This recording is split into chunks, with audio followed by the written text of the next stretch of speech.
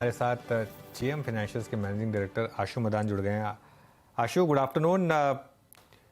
अच्छी रैली रही मार्केट में, लेकिन लास्ट 3-4 दिन में थोड़ा सा कंसोलिडेशन कह लीजिए या प्रॉफिट टेकिंग कह लीजिए, जो मर्जी कहना चाहें, स्पेशली निफ्टी में। बैंक निफ्टी हालांकि अभी भी ऑल टाइम हाई के काफ़ी करीब। आपकी अप्रोच क्या होगी अब मार्केट को लेकर?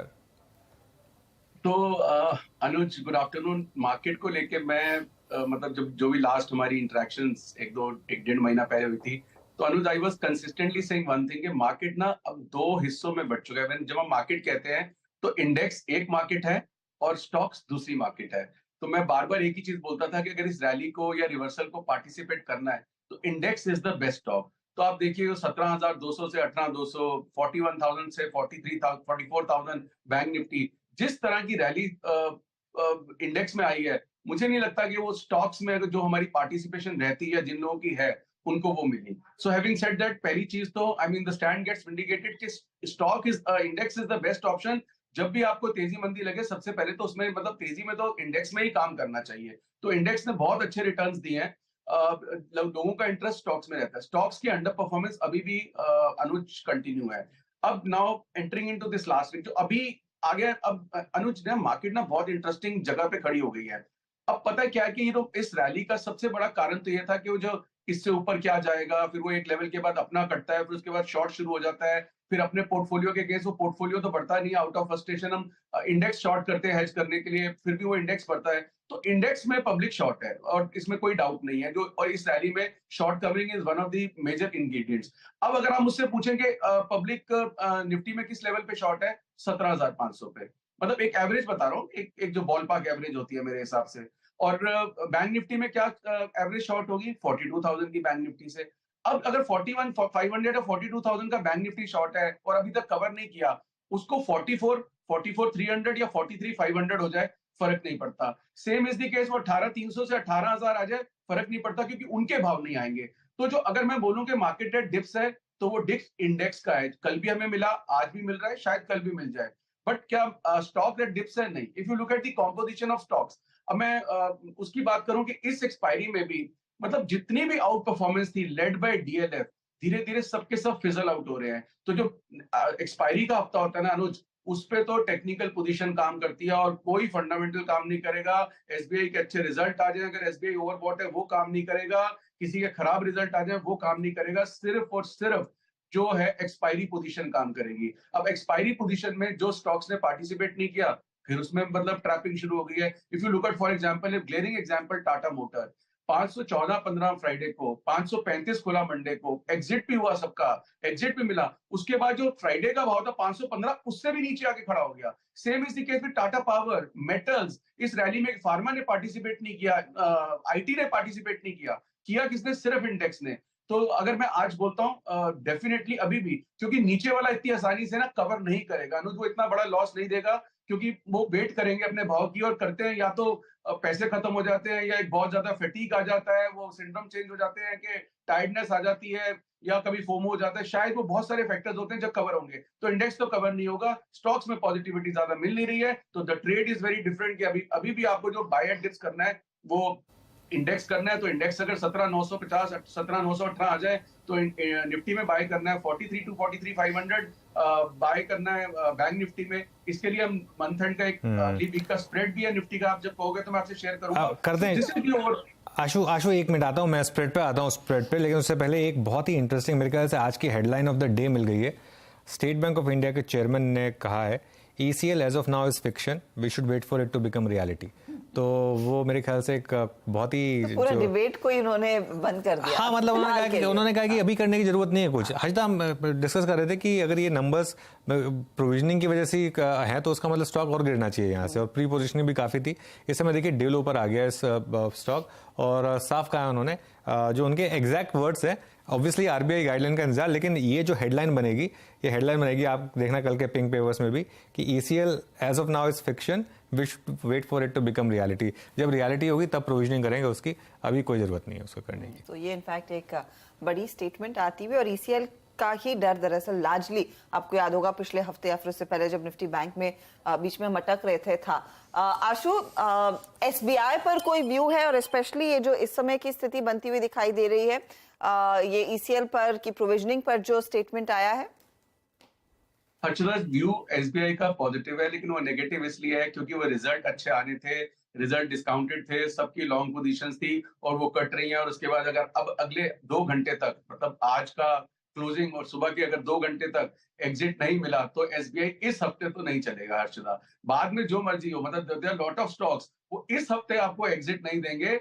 मीडियम टर्म में जरूर अच्छा रहेगा, लेकिन वो जो इमीडिएट है ना, कि मतलब अगर मैंने आज जब रिजल्ट आए तो 590 का भाव स्क्रीन पे था, अब हम जब बात कर रहे हैं तो 574 का था, तो 590 से लेके 574 रिजल्ट्स में कोई प्रॉब्लम नहीं थी। What was the obvious trade? Dip में सबने लॉन्ग किया होगा और लॉन्ग पे सारे के सारे आज ट्रैप हो गए। अगर इनको 580 85 नहीं मिलता कल तक का भाव, तो ये इस एक्सपायरी में नहीं चलेगा stock Archana. This is the clear state. But अगर आप मीडियम टर्म व्यू करते हैं तो मुझे लगता है कि अगर इसके चलते कोई भी डिप आए, एक्सपायरी में कटे, तो एसबीआई बिल्कुल लेना चाहिए। पीएसयू बैंक्स ने आउट परफॉर्म किया है और अभी भी लगता है कि बैंकिंग ही आउट परफॉर्म करेगा।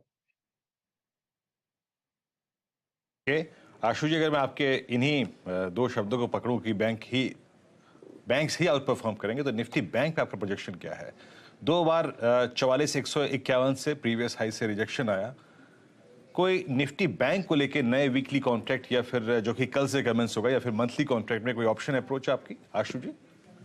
वीरेन, जो मेरा स्प्रेड है वो निफ्टी के अंदर है, बैंक निफ्टी में नहीं है, क्योंकि बैंक निफ्टी में वाइल्ड मूव्स देखने को मिल सकती हैं। मुझे 500 पॉइंट से 1000 पॉइंट की करेक्शन दिख जाएगी बैंक निफ्टी में तो हम बनाएंगे। उसको मैं प्रीएम्प्ट भी नहीं कर सकता और उसकी प्रिपरेशन भी नहीं कर सकता, तो I have to wait for a while. So Viren, एक ऐसा ट्रेड आता है, मतलब नाउ अगर 44,000 पे आप एक बात करें कि बैंक निफ्टी में, मतलब निफ्टी में अगर ऊपर में या इंडेक्स में लोग शॉर्ट है, द आंसर इज यस।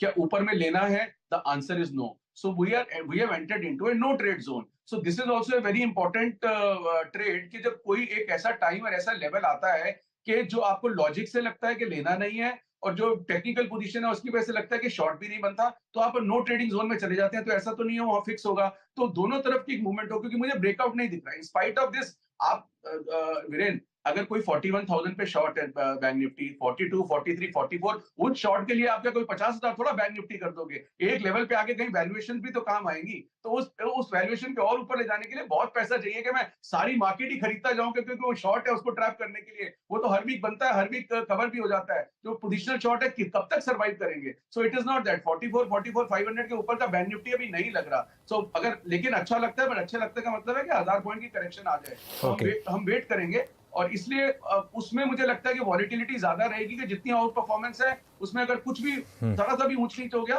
तो करेक्शन भी ज्यादा आ सकती है। बिल्कुल। बट निफ्टी में मुझे लगता है कि बियर स्प्रेड बनाना चाहिए, क्योंकि निफ्टी के कंपोनेंट सारे वीक हैं। आशु, मैंने वीरेन बात, आशु एक काम करता हूं मैं, आशु सॉरी मैं आशु में आ रहा हूं आपके पास स्प्रेड को लेके। मैं बस 2 चीजें एड्रेस करना चाह रहा था। एक तो जीएनएफसी के नंबर्स काफी खराब, नेट प्रॉफिट तो आधा हो गया वहां पर।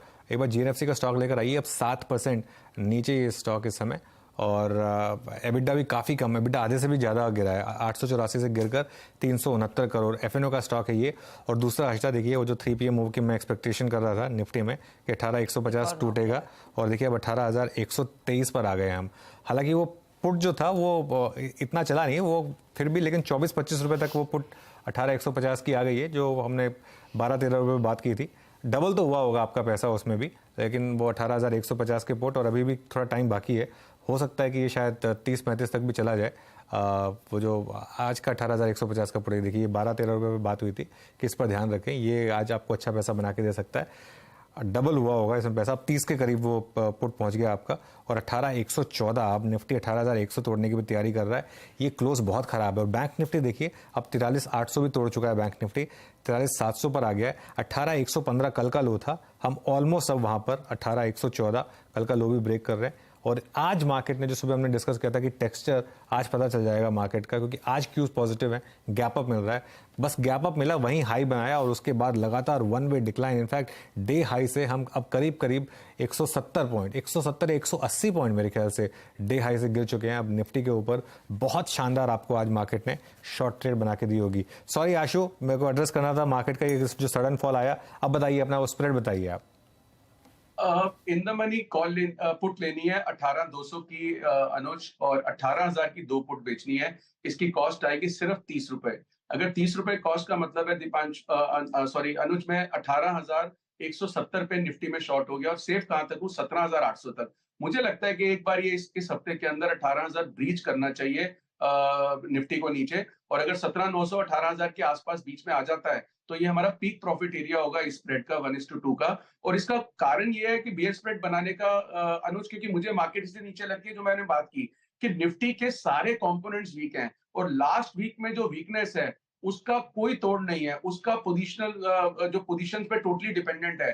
तो सारे स्टॉक्स जो ऊपर का जो दम था ना, वो मतलब एक अगर आप वेटेड एवरेज निकालें पूरे मंथ की, उसके नीचे आके खड़े हो गए हैं। आईटी, फार्मा, इवन एलएनटी का एक्सीडेंट, डॉक्टर रेड्डी, डीबीज के रिजल्ट आने हैं, मुझे लगता है कि वो और नीचे हो जाएगा। रिलायंस 2500 के बाद मतलब अब फिर से एक लेगार्ड बन गया है। तो मतलब इस एक्सपायरी में अगले 4 दिन में तो जितने भी बड़े कंपोनेंट्स हैं, ये एग्जिट ऊपर का तो अनुज मतलब 99% होता है। there's no surety in this market and you cannot be, but with all the confidence I can say ये ऊपर में आपको एग्जिट देने नहीं आएंगे, क्योंकि nobody obliges you कि आपकी पोजीशन फंसी हुई है तो अब अगले 4 दिन में एक्सपायरी में मैं आपको एग्जिट देने आऊंगा, कोई एग्जिट नहीं मिलेगा। तो अगर इनमें एग्जिट नहीं मिलेगा तो निफ्टी को ऊपर कौन लेके जाएगा? तो मुझे निफ्टी के कंपोनेंट्स में कोई भी चीज ऐसी स्ट्रेंथ नहीं दिखा रही कि जो लीडरशिप ले और निफ्टी को वापस ऊपर लेके चली जाए। तो निफ्टी मुझे लगता है कि करेक्शन आनी चाहिए, उसके लिए स्प्रेड है। सिर्फ 30 रुपए लगते हैं, 70 रुपए 80 रुपए तो ऑलरेडी इन द मनी है, कुछ पैसे लग ही नहीं रहे हैं। हम सेफ कहां तक है? 17,800। ओके आशु, चलिए फिर शुक्रिया जुड़ने के लिए हमारे साथ आज, और have a good evening. Harshada, वो पुट